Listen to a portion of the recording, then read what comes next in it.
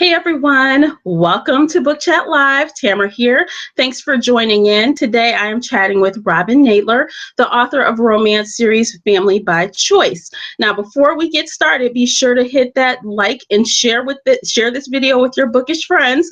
I know there are friends out there you want to see this video. Be sure to hit the subscribe button because I will be back here every Sunday through July featuring authors that are signed up for Rush City BookCon. And if you don't know what that is, there is a link below, or you can go to rushcitybookcon.com. Hey, Robin, how are you today? Thanks for taking the time to join in. I'm good. How are you doing? I'm doing pretty well. You know, I was telling you earlier, I had a very interesting lunch. So that's kind of settling with me today, like right now. Yeah, I understand. Yeah, you guys out there, I had a Korean barbecue for the first time, and it was pretty interesting. It was good, though. Good. That's good. Yeah. Excellent. Yeah, how are you doing? I'm okay. I'm just relaxing finally after being done with school. So as a teacher, that first week of kind of letting everything calm down, it's really nice. So Yeah. I'm finally getting into that relaxing mode. Oh, that's cool. At least you don't have that, oh, what do I do now, thing. Right. I have plenty on my plate, so that's good. That's awesome. I mean, it is kind of hot today. I mean, are you sitting in the air like me? I am. It's way too humid for me outside. It's way too humid. You know, when I was out earlier, I'm like, well, the temperature doesn't read that hot, but the minute it's like, the hair goes poof, it's bad. That's your energy right away. Yes. Awesome. So let's just jump right on in, shall we? Okay, so go ahead and share with us. I always know you authors love to read as much as us book nerds do. So what are you reading right now?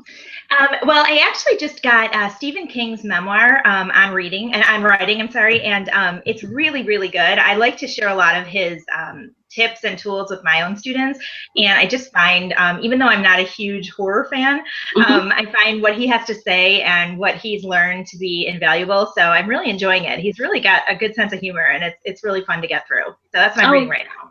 Oh, that's cool. I haven't read Stephen King in a really long time, but yeah, the memoir's not so bad. Yeah. It's not so scary.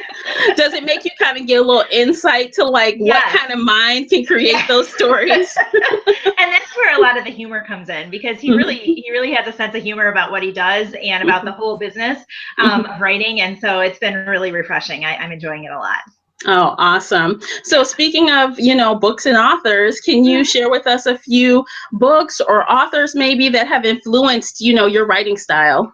I think I'm a big reader, and so I don't have a specific author necessarily that I go to. I try to read a large variety of authors. I have a friend of mine, actually another writer, who had a journey that she did for a year to read a book by authors of different descents or of different ethnicities, and just to get a wide range. And so I think reading romance across all different genres, across all different different types, is something that I really am interested in, and just to see what else is out there and what people are interested in.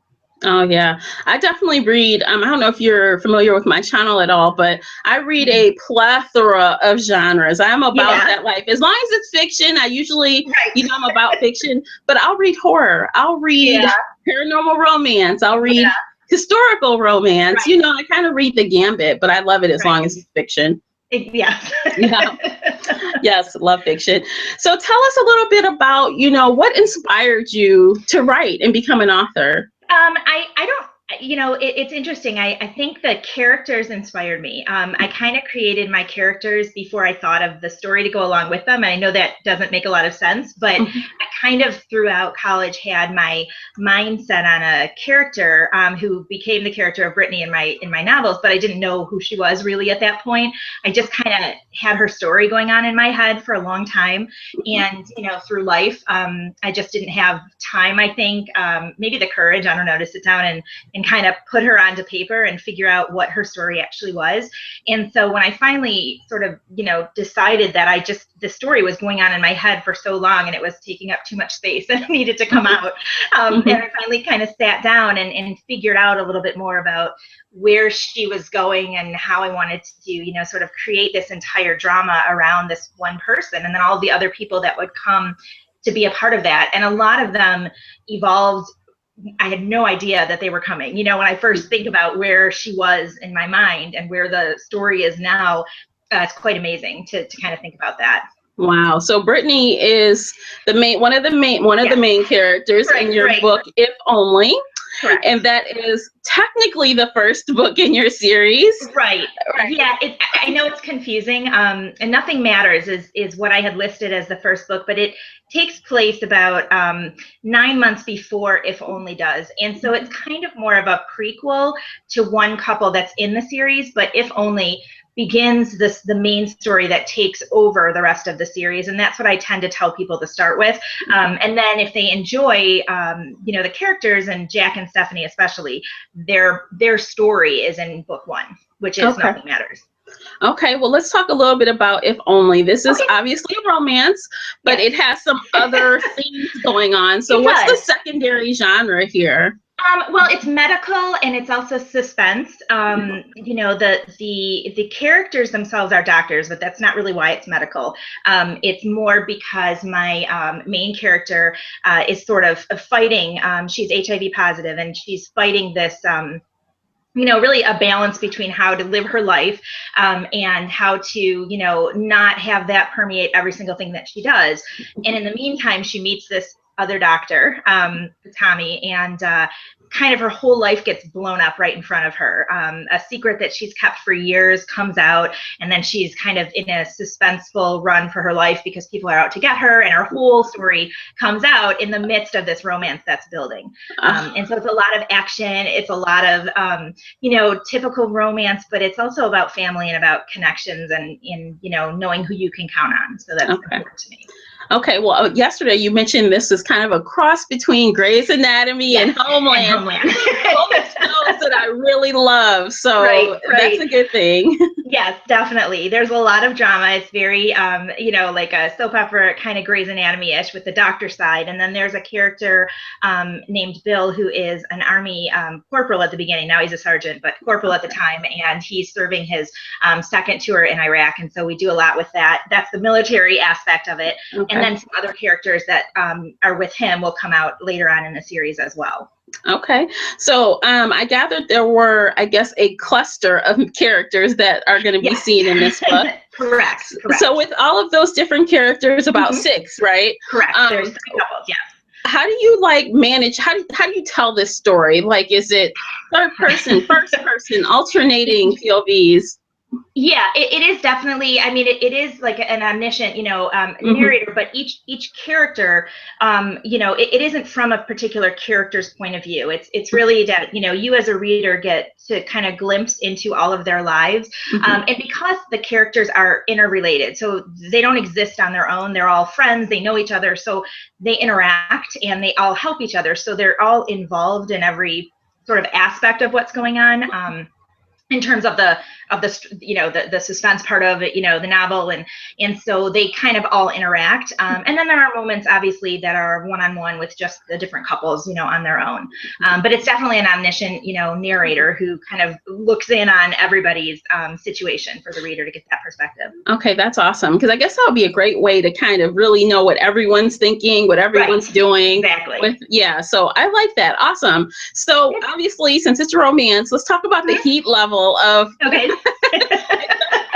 in this book it's Brittany and Tommy mostly. Right? Okay, so what's there are scenes definitely between the other characters that are romantic as well. The biggest thing is that Brittany and Tommy are the only character at this point that are not together when the book starts. Jack and Stephanie are together, and Bill and Julie, who's his wife, are together. So they're already married and they're already established, whereas Brittany and Tommy are just meeting. So we see their romance unfold more than we've seen the other characters in this book. So it's definitely, there's a higher heat level. It's not erotica, but it's definitely, something that you don't want to read if you're probably under 18, but it's respectful, but it's also hot, and it's also, I think, sexy, and it's fun, and the characters laugh. The situations are very, scary and heart-wrenching at times, but there's a lot of fun also in the characters, and a lot of sarcasm, and a lot of just, enjoying life and laughing about situations, which is important to me. Okay, awesome. So let's talk a little bit about Brittany, because she's got a lot going on there. She does. So She does. So she starts out, in the synopsis, she's actually called Barbara, right? So she's a different person. And so something tragic happens to her. Correct. Yeah. Yeah, so the story begins with like a flashback to Barbara Rose, who's 18 years old. And it actually starts in the middle of her running away from people who are trying to get to her. She's in the middle of a race for her life, and she is caught and she is attacked. And we also see an 18-year-old Tommy in his own situation where a tragic event happens to him, and we see a flashback of that. And then the book moves 12 years into the future, and we meet Brittany. So Brittany, we learned through reading, is Barbara. But after that attack happened, and I kind of did this so that the audience wouldn't know until Tommy sort of learned her history. We learn it together. The audience learns it with him when all of it starts to unravel.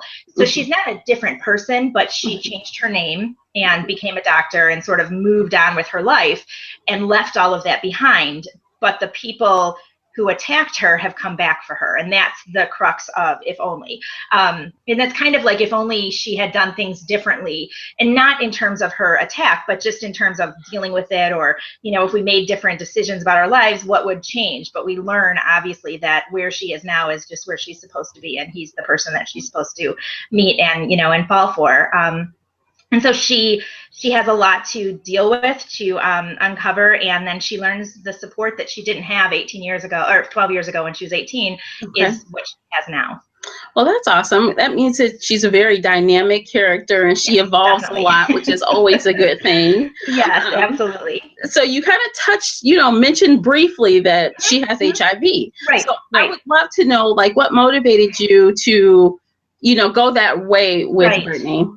I thought a lot about that, and it's probably the question I've had to answer more often, especially in writing a romance, with people questioning why I would do that, or, and I think for me, it was more of wanting to do something that the character couldn't, sort of get rid of, for lack of better terms. There are a lot of things in life that we deal with that we can't, we wish we could let them go or have them go away, but we just can't. And it doesn't mean that they define who we are.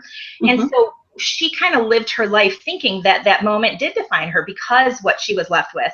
And I kind of wanted to show that through her relationship with Tommy and through the love of her family and friends, yes, that's a part of her, but she's so much more than that, and she can live a happy, fulfilling life just as anybody can who has any kind of, either chronic disease or ailment or anything that goes on that you can't, in a romance, a lot of times we want to love the problem away, and in a way, hers we did, in the sense of her isolation or her feeling of, unworthiness, but she's going to live with this, because that's, unfortunately, until we can find a cure, that's what's going to happen. And I wanted to kind of show a strong female character who has HIV, but who also has so much more.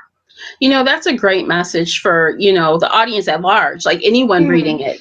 No matter what you have going on, you can still be strong. You can still fall in love. You can still do all these things. Right. So that's a great message. So a little bit about Tommy now. So does he have some struggles as well that he has to deal with? Well, it's an interesting situation. When he was 18 years old, his parents were killed in a car accident. And he was in his first semester of college, and his best friend, Jack, who is the Jack of, Jack and Stephanie, kind of had been best friends since they were 6. But this was a turning point, because Tommy had a younger sister at the time who was only 12.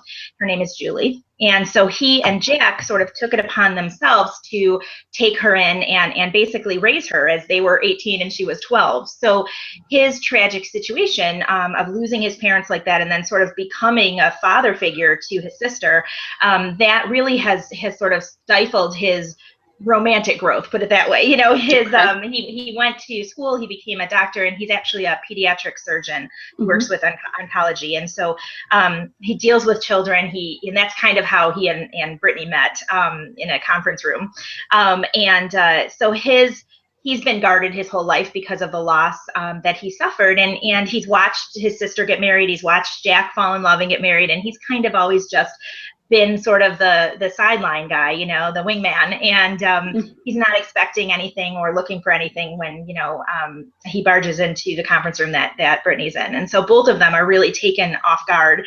And then when her whole past is exposed, he really has to kind of become the man that he always, you know, was and knows that he could be. Okay, so is Tommy like is Tommy like an alpha male, or is he more like a beta male? He's a it's a hard one. You know, he's not alpha in the sense that he's more passive in ways, but not when it comes to love, like not when it comes to what he wants or his family or anything along those lines. Jack is definitely the alpha male, and Tommy's always been sort of the wingman kind of character. But when it's important to him, he goes after it. And that is something that he really did with Brittany, because she was in no way, shape, or form, you know, thinking about being with anybody. And because of his persistence and who he is as a person, she couldn't help but fall for him. Oh, so okay. So is there some insta lust going on in the beginning when they No? It's Okay. It's an instant conflict. And yeah, they butt heads a lot, which of course leads to, you know, better stuff later. Yeah, you know what? Sometimes when it's that extreme conflict, and then all of a sudden, before you know it, they're tumbling in the sheets. Right. Because that's just how it goes. Exactly. That's awesome.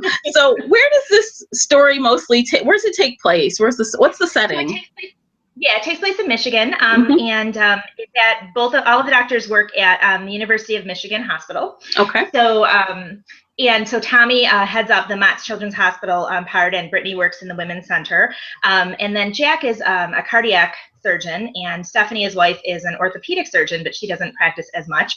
So they all work in the hospital. The hospital isn't a huge part of the setting. The fact that they're working as doctors is, but you know, the hospital itself isn't, but they're in Michigan. And so all around Ann Arbor area is where the majority of it takes place. I like it. You don't read a lot of stories that take place in Michigan. So that's a cool thing. Yes. I figured you write what you know. So yeah, that's where I live. So speaking of what you know, well, I know, right? But speaking about what you know, like what kind of challenges did you have as far as, you know, research, you know, bringing this to life? Right. You know, you have so many things going on. Like, tell us a little bit about that. Yeah, you know, I've done a lot of research. I have a lot of people who have helped me in the medical field to be accurate, which is really important for me in terms of the HIV aspect of it. Another part that I didn't really mention is that Stephanie has multiple sclerosis, and that's something that is also important to me. And, you know, that was something that I myself have MS, and so I've been able to write a lot of my own story through her. And so that's been very helpful.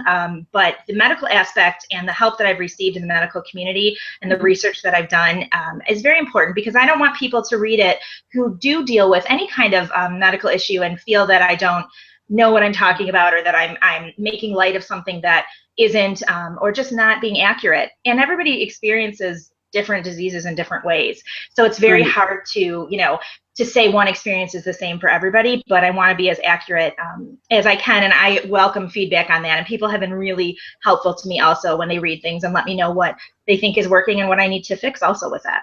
Okay. Did you have to do any research for like the military aspects of the story? You know, I did. And it's kind of interesting, because looking at my side of this, which is interesting, is a lot of Julie, who's the wife of Bill, who's our soldier, and kind of what the spouses go through, you know, being home and keeping the home front, you know, set while their spouses are away. And that was a really big part of what I wanted to kind of focus on. And Bill and Julie's story, which is told mainly in book 3, which is the book after, If Only, where Bill is actually critically injured overseas. And it kind of, their story is told a little bit through flashbacks. And I really wanted to get an accurate representation of what happens to a family when they're told what happens, you know, to a soldier, what they go through, where they go, who helps them, and really what it's like for the soldiers after they come home. And so that's where a lot of my research focused on.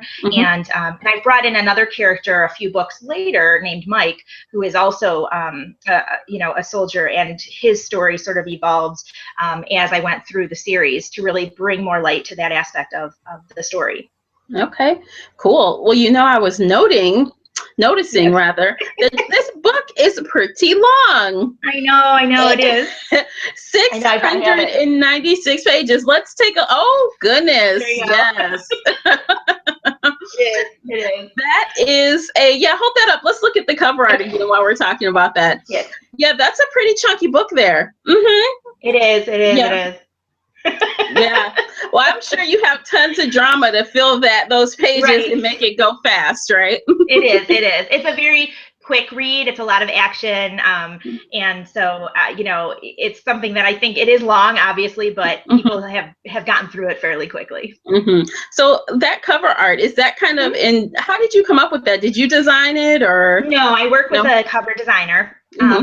And I'm not that talented, so I had to get somebody to help me with that. And I really, it was hard because I didn't know how to show characters. I've always had actors in mind, for what I think they would look like. And so to get somebody's picture on the cover, it always was a problem for me to say, no, that's not what they look like. And I worked with amazing cover artist who was very patient with me, because everybody that she sent, I'd be, no, that's not it. No, that's not it. And so we finally settled on the redhead, because Brittany is a redhead. So we look at the back of her, and see sort of the back. And even in the book trailer, it's all sort of half faces, because I couldn't decide on, a picture that fit for me, what I thought they looked like. Yeah. So we kind of focused on that. But it's more about the overall kind of look at what the main idea of the story is, because there's so much that happens. I couldn't just pick a scene, and had to kind of be, and kind of just the overview of the two of them in that hospital, corridor. And that's what I chose. Well, it definitely fits. It lets us know it's in a hospital, because I could tell that was a hospital corridor. So that's kind of cool. Good. Okay, so is there anything else? Well, actually, before we move totally out of this realm, you mentioned a couple other books. So there's a lot of books already out for this series. How many books are there? Tomorrow, book 21 drops. So there are 21 books tomorrow morning. The next one falls. I usually have one book out every 3 to 4 months. That's how I've been doing it. Wow. And are they all this long? No, there's some, they've gotten a little bit shorter. I started to kind of cut them sooner than I was doing before. So they're more about like the 300 page-ish, which is still longer, but not quite as long. Well, that's good for 4 to 6 months. You're like a writing machine over there. I know. It's definitely, I try to write a chapter a day. Not that they're always usable or good, but that's what I try to focus on. Okay. So is there anything else that you would like to share about this series overall before we move on to the next subject? I think it can be intimidating, I know, to look at a series that's so long. But I kind of feel like, I know they're called Family by Choice, but it's a family that you kind of grow with and you learn with. And I think that instead of, kind of looking at how big they are, it's more about the connection and the feeling of camaraderie and family that the series hopefully gives to people. And so I think it's definitely, worth a read for sure. All right. So tell us a little bit about what you're working on right now, like the next book or something different. Okay. Because it's a series, I kind of just keep going, and I decide when to stop it. Most of the people who read my books know that I like cliffhangers. They don't like that as much, but I do. So I always end them on, kind of that cliffhanger. People don't know what I'm going to do or where it's going to go. But I enjoy that because I want people to keep wanting more. But I am writing the next book in the series. I'm continuing on. I'm probably about 100 to 200 pages past where this next book tomorrow is coming out. And so that's kind of where I am. And I've also been working on a standalone. I have 2 standalone novels that are not part of the series that are out. And I've been working on another one that's a little more to the erotica side. But it's been a work in progress now for like 2 summers. So we're going to see how that goes. And I'm really looking forward to finishing that one this summer. Awesome. So do you have like an idea how much longer this series will be? Will it be like 30, 40 books? Will it go on forever? That's the question my students ask me more than anything else. I almost ended it at book 18. I seriously was going to end it because I just kind of felt like I wasn't sure what else go through with the characters. And what I ended up doing was I moved the series ahead 9 years, and it really breathed new life into everything because the characters had young children, and so now the kids are, you know, in the middle teen years, and so it gave me this whole aspect of the story to start to tell, you know, kind of not over again, but through the eyes of now the second generation. And the main characters still drive the story, but the kids are now a big part of it, and that's sort of, you know, given me another outlet to keep that story going. So I don't know how long it's going to go. You know, I grew up, I like to tell, you know, I grew up with the Sweet Valley High series, and there were like, you know, 200 of those books. So you know, I don't know. I don't see it ending right now, but that doesn't mean that it won't end soon. I just, at this point, I feel like there's a lot of story still to tell, and I'm excited about writing it. If I wasn't, then I think that would be a problem. So. Yeah. That's awesome. So being that you are an expert with writing, I consider you an expert with writing that many books. Do you have any advice for the aspiring writers out there, those maybe that haven't been published yet, but they're looking to be published? You know, when it came to me and writing, I just finally had to do it. I had to make that decision to, even if nobody read it, and I know that that's hard, but a lot of us write things and keep them in drawers. You know, we write stories and we put them away and nobody looks at them.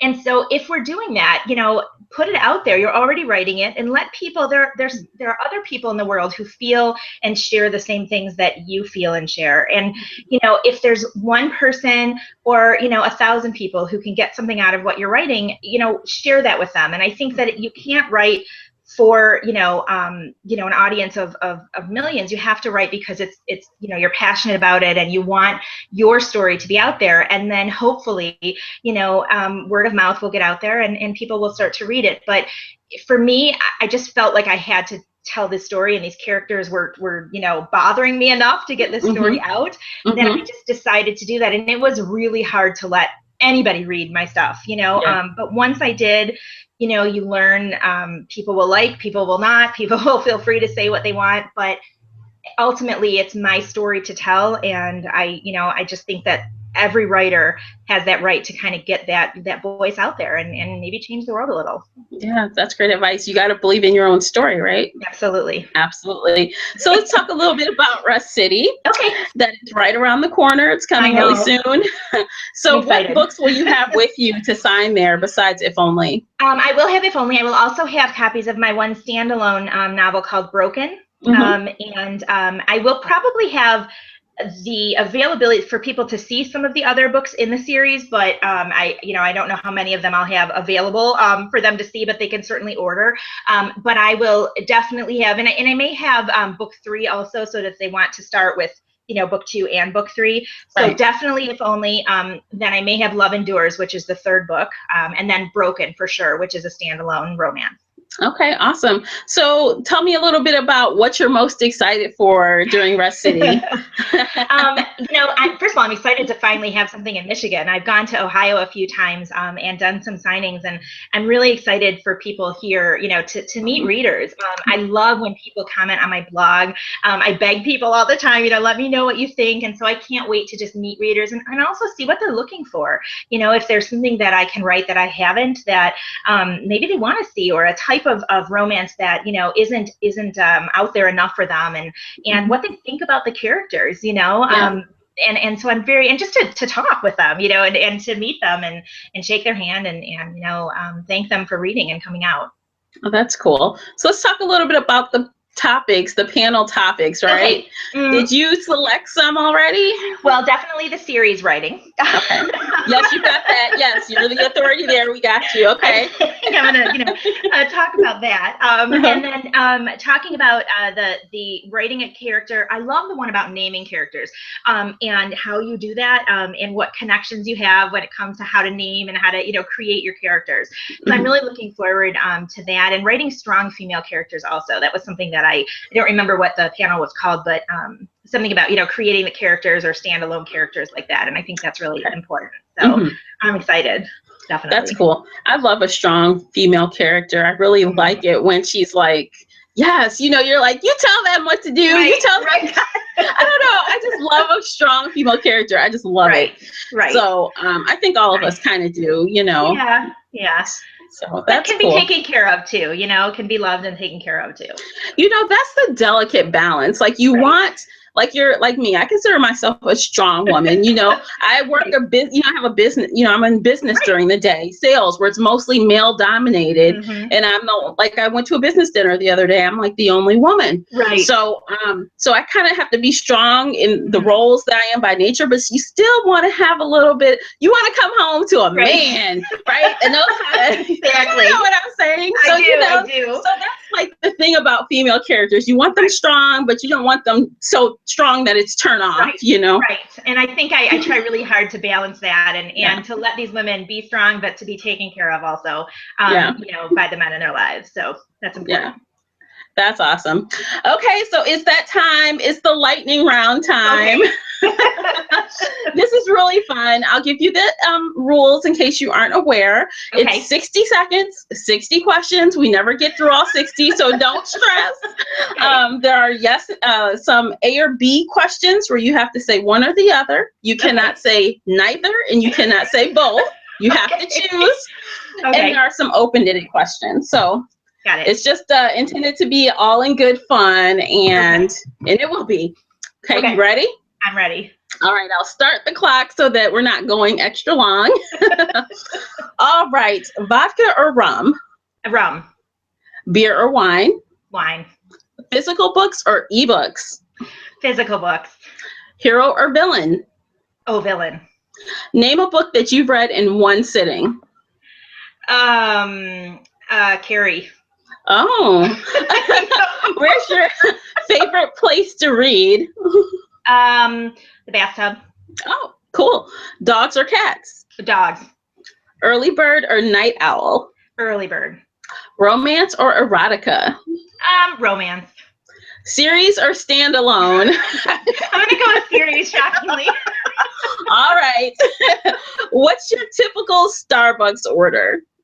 Oh, this is weird, but I like steamers with vanilla in them. I know it's weird. It's not even coffee. Yeah, I don't know what a steamer is. That's just milk? It's just milk with flavoring. I know it's weird. Okay. And last question, we have time for one more. If you could choose any superpower, what would it be? Oh gosh, to read people's minds. Oh yeah, that's a good one. Know what you're thinking. Yes, and then you can know how to get around anything they're saying. You know what they're thinking. I wouldn't mind that either, to be honest. Especially in business, it's good to know what other people are thinking. Right, exactly. Yes. So thank you for playing that game with us. No problem. All right. So do you have anything else you'd like to share before we sign off? No, I'm excited to meet everybody. Please, check out my books. Obviously, there's, if somebody's looking to get into something and get started, I have a lot available, and I love talking to readers. So my blog is always open, nadlersnovels.com, and I respond as much as I can to whoever, has questions or concerns, and just gives me feedback. I love it. So I can't wait till Rush City. It's gonna be great. Awesome. Well, thanks for doing this. Thank you, everyone, for watching. Be sure to check out Robin all over the web. Her links are below. And if you'd like to check out, if only, a copy of the link to the Amazon book is also there for you. And that's it for today. Thanks so much for watching again. And until next time, happy reading. Bye, guys. Bye.